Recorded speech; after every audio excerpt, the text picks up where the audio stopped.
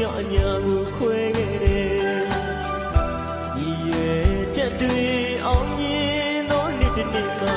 ချစ်သူထံသို့အပြေးလှမ်းလာမယ်တန်တဲ့သစ္စာအပြောင်းလဲပါဘူး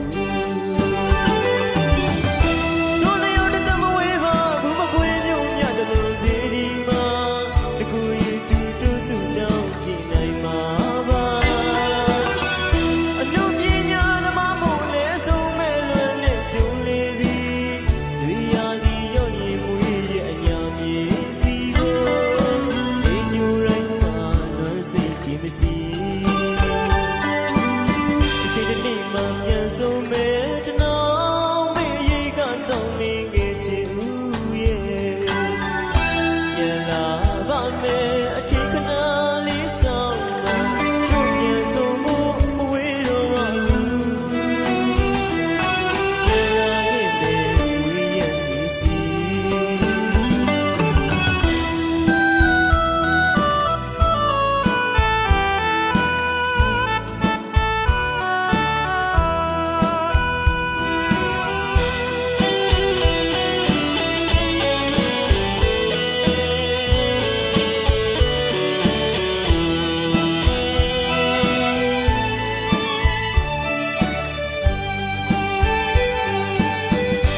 ရောက်ပြီဆိုရင်လေလွမ်းနဲ့မွေးရဲ့မြေအညာကိုလွမ်းမိတယ်ဒီအချိန်လောက်ဆိုနှမတွေလဲပွင့်လောက်ပြီအလွမ်းတွေအုံ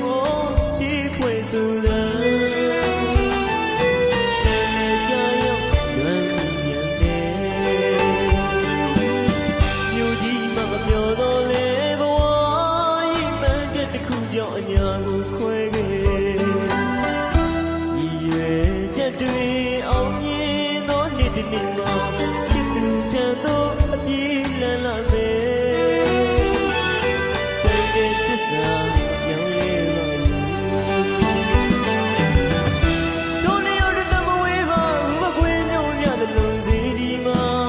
တကူရတူတို့ဆူတောင်းကြည့်နိုင်မှာပါ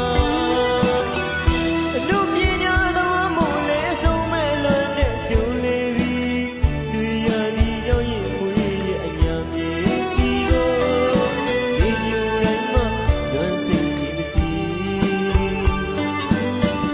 ီနေ့မှပြန်ဆုံးမဲ့ကျွန်တော်